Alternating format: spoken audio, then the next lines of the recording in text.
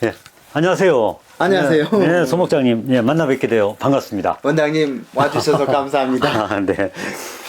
저희가 저도 죽기 살기로 나무 구해서 시골에 가면 창고가 있고요. 나무 창고가 있고 네. 한 20년 가까이 그 관리하는데 비용 지불하고 있고요. 그런 나무들을 가지고 이제 와서 보면은 많은 분들이 그것을 활용할 수 있는 기회를 잡지 못하는 분들 많아요. 근데 저 같은 경우에는 그런 나무를 최대한으로 아까 제가 말씀드린 것처럼 있는 나무가 우선 사용하려고 한다라고 하는 것은 있는 나무에 대한 고민, 있는 나무를 어떻게 활용하면 좋을까에 대한 고민이 결국은 또 하나의 문제 해결을 할 수 있는 또 하나의 방법이 도출되더라고요. 네. 그래서 저는 일단 있는 나무에 대한 고민을 먼저 해요. 이건요 비밀인데 네. 아내가 사인을 결제를 안 해줘요. 아, 그래요? 신규로 구입을 한다 그러면 이번 영상을 한번 올린 후로 네 좀 이제 사모님께서 많이 좀 협조해 주실 거라 믿습니다. 일단은 있는 나무 쓰라고 그 방침이 그랬습니다. 재밌습니다. 네. 그리고 그 다음으로는 이런 작품을 만들면서도 네. 아까 서두에서 말씀하실 때 우린 네. 전문적인 목공인이기 때문에 네. 디자인적인 부분까지 우리가 다 섭렵을 할 수가 없다 말씀하셨는데 네네.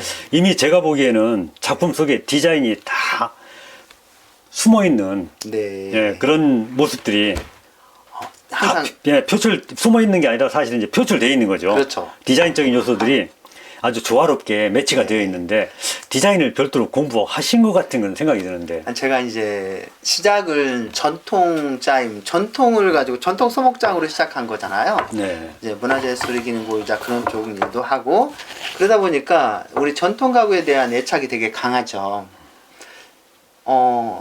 이런 얘기를 좀 저는 하고 싶은 게 뭐냐면요. 어느 분이든지 간에 건물을 지어놓고선 가구를 구입하러 가죠. 네, 그렇습니다. 가구를 구입해놓고선 건물을 짓지는 않거든요. 예, 그런 분들 많지 않죠. 그럴 수가 없죠. 주가 건물이지 그 안에 들어가는 가구는 그 주를 받쳐주는, 소위 꾸며주는 하나의 가구의 소품인 거죠. 그래서 제가 이 핵심 얘기를 왜 드리냐면 가구의 디자인은 변해야 돼요. 전통 가구를 고집하는 한옥에서는 그렇게 고집해도 되죠. 네.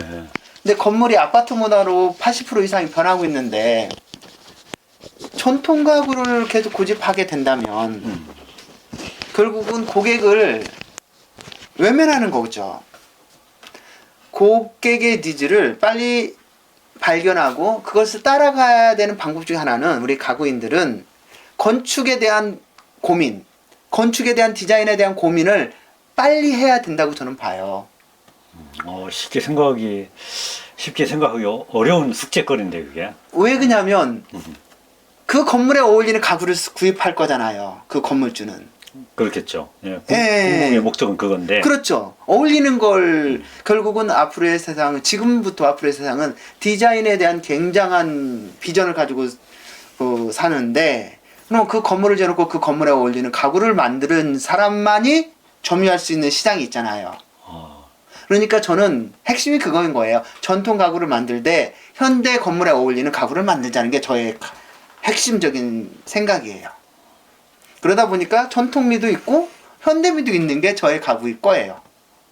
기둥이라든가 전반적으로는 얇고 심플하게. 그렇지만 전통의 기법은 감미하게끔. 그게 제가 추구하는 현대 가구의 핵심이기도 해요. 그러다 보니까 심상무자임을 첫 번째는 구사하고 거기에 전통에 대한 느낌과 현대 건축에 추구하는 그런 느낌을 담는 게 저는 가구쟁이로서의 제 소명이기도 한 거죠. 네. 그것을 표현하는 과정들이 저희가 이제 작품 활동하는 과정이기도 합니다. 앞으로 미래 비전까지 또 많은 포부도 많이 갖고 계신데 네. 뭐 그뿐이 아니라 네. 또 그동안에 이제 사례를 보게 되면은 네. 또 심상무 소목장님께서 네. 작품 활동도 많이 하시고 네. 또 대내적으로 많은 상도 많이 수상을 네. 하신 걸로 알고 있습니다. 네.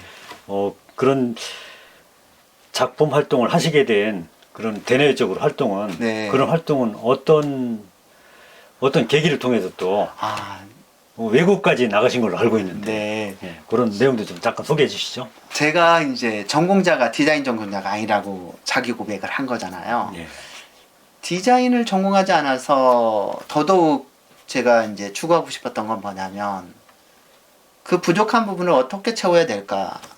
그리고 나의 심상무의 가구 이야기들을 어떻게 일반 고객한테 전달해야 될까의 방법에 굉장히 고심을 했어요.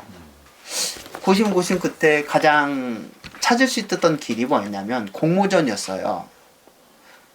그리고 대회였고, 그래서 전공자가 아니었기 때문에 그 길이 더 절실했던 거예요. 저한테 주어질 기회는 없거든요. 정정당당하게 공모전 행시해서 거기에서 실력을 가지고 상을 타고 나의 이름을 알려야만이 하는 방법밖에 없었더라고요. 고민해 보니. 그래서 요즘 젊은 목공 관련돼서 전공자든 비전공자든 모든 분한테 저는 그렇게 얘기를 해요. 이 길을 가고 싶으면 일단 공모전에 충실해라. 그럼 공모전에 충실하면 정부에서 하든 개인이 하든 기관에서 하든 네. 기업에서 하든 그 공모전에 하는 목적이 분명히 있잖아요. 인재 발굴이잖아요. 네. 그 틀 안에서 우리가 그 안으로 들어가야 진입을 해야만이 그 기회도 얻을 수 있는 거잖아요. 네. 저는 충분히 그 기회를 저는 얻으려고 노력했고 그 과정에서 저를 충분히 알릴 수 있는 충분한 기회가 저한테 주어졌던 거라고 저는 보거든요. 예. 근데 그 과정들은 힘들죠. 그게 쉬운 과정들이 아니잖아요. 예. 원장님도 이제 많이 주변에서 보셨다시피 그 과정은 하나의 고통이기도 하고 아픔이기도 하지만 그러지 않고는 진입할 수 없는 그 울타리잖아요. 그렇습니다. 그쪽은 이제 네. 작품의 세계이고 네. 일단 생업도 있고 또 가정도 돌봐야 되는데 네. 예, 먹고 사는 거하고 네. 또 내가 아, 추구하는 네. 그 작품의 세계까지 이 양 다리를 다 이게 가장 그 뼈를 때리는 질문을 이렇게 해주시는데 제가 목공 시작한 지가 이제 결혼하고 본격적으로 시작한 지가 20년이 조금 넘었어요.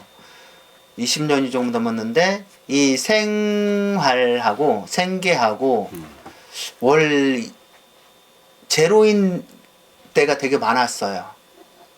근데 제가 주변에 같이 공방에 다니거나 옛날에 그렇게 주변에 있던 분들이 무슨 아버님한테 불려준 재산이 많냐, 젊은 나이에 돈 많이 벌어놨냐, 이런 이야기를 굉장히 많이 들었어요. 그냥 나 하고 싶은 대로 하셨군요. 그러니까 그럴 수 있죠. 그런데 굉장히 철저하게 어떻게 보면 규칙적이고 철저하게 빈틈없는 삶을 살려고 노력도 되게 많이 했어요. 저는 저희 부모님한테 10원 한 조금 게 붙여서 보통 그러잖아요. 10원짜리 하나 받은 게 없다고 표현하는 그런 방법으로 표현한다면 저는 아마 그럴 거예요. 부모님에게 의존하지 않는 하나의 스스로 해결한 부분인데 그게 이제 저와 제 아내가 함께한 과정이었던 거죠. 그 과정에서 굉장히 목매이는 일들이 굉장히 많았죠. 지금도 그럴 수 있죠. 저희 딸이 아빠를 닮아서 그런지 그 길을 또 가거든요. 그래서 중복됐죠, 지금은. 그런데 이것도 하나의 저한테 주어진 기회라고 저는 봐요. 이런 과정 속에서 반드시 얻어지는 게 있고 잃는 게 있고 얻어지는 게 있잖아요. 그래서 저는 그 생계 문제는 본인이 배고프도 나는 이겨내고 행복하다 하면 가야 된다고 저는 봐요. 그러면서 그 길을 가면서 문제는 해결이 되거든요. 고민하면. 그리고 이겨낼 수 있을 만큼의 고통을 주신대잖아요. 그렇습니다. 예. 그래서 그 고통마저도 때로는 행복하게 받아들일 수 있다면 저는 다시 선택해라도 저는 분명히 이 길을 선택할 것이고 그리고 후회하지도 않을 것이고 저는 미래가 궁금해요. 설레기도 하고요. 예. 저는 저의 5년 후, 10년 후 설레요. 어렴풋이 보이기도 하거든요. 야. 예, 그래서 설레고, 그 설렘을, 어떻게 더 빨리 오게끔 할까? 그런 고민도 안 해요. 그냥 묵묵히 지키면서 빨리 오게끔 할 수 있는 노력으로, 그렇게 이제 노력으로 표현할 뿐이지, 그런 과정 속에서, 그렇기 때문에 사실 아내도 저를 보면 때로는 화를 내기도 해요. 자기 고백처럼 말하는 건데, 다른 생각인 거죠. 아내의 생각과, 현실을 걱정하는 아내의 생각과, 미래의 꿈을 먹는 저의 생각이 다른 거잖아요. 그럴 때는 이제 아내 입장에서는 배신감 느끼겠죠. 느끼지요. 당연히. 그렇지만 저는 그걸, 제가 소방수 역할을 좀 하잖아요. 꿈의 불로 쏴서 그 화남을 잠재우기는 하는데, 때로는 다 꺼지진 않더라고요. 역시 이제 소목장님답게 네. 철학적으로 인생 문제까지 다 해결을 잘 해주시는데요. 네. 자, 마지막 질문으로 네. 그동안에 뭐 공모전이라든가 대회 네. 이런 작품전을 많이 하셨는데 네. 좀 기억에 남을 만한 그런 작품의 그런 행사가 있었다면은 저의 네. 제가 이제 그래도 전국 공모전에서 큰 상 대상도 좀 받아보고 뭐 최우수상도 받아보고 했는데 네. 제가 계속 기억나는 건 심상무 짜임에 대한 그 시리즈들 이거에 대한 평가 그리고 제가 십자가를 이제 근래에 심상무 짜임 그 다음으로는 십자가에 대해서 이제 제가 굉장히 많은 고민과 얘기를 하는데 요즘은 거의 그래서 십자가에 주력을 하고 있어요. 네. 그래서 근데 십자가의 하나의 문화를 새로 한국의 어떠한 신앙 정신이 담겨 있는 네. 하나의 문화를 만들어 간다는 자부심과 그러다 보니까 많은 분들이 하나의 그 작가 그냥 하나의 공예가로서의 심상무가 아니라 어떤 문화를 선도해가는 네.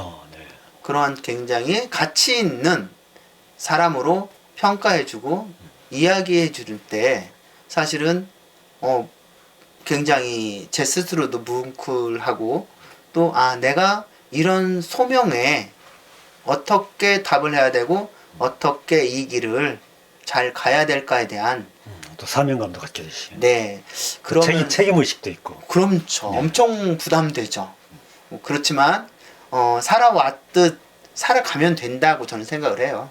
항상 뭐 그런 삶이었고 또 그게 저였던 것 같아요. 그래서 당당하게 씩씩하게 그렇게 살아가려 합니다. 네. 오늘 저 귀한 시간 내주시고 네. 좋은 말씀 많이 해주셨는데요. 네. 아까 말씀해 주셨던 네, 첫 번째 1탄 네. 심상무 짜임이 히트를 쳤고 네, 또 두 번째로는 또 후속타로 네. 심상무 십자가에 대해서 네. 아까 언급을 해주셨는데요. 네, 네. 다음에 또 기회 되시면 네, 또 네. 십자가에 대해서 또 좋은 말씀 좀 부탁드릴게요. 언제든지 환영합니다. 감사합니다. 오늘 좋은 시간 많이 내주신 심상무 소목장님과 심상무 짜임에 대한 작품에 대한 설명을 네. 듣는 시간이 되었습니다. 네, 오늘 이렇게 긴 시간 내주셔서 정말 감사합니다. 제가 감사합니다. 감사합니다. 네. 네.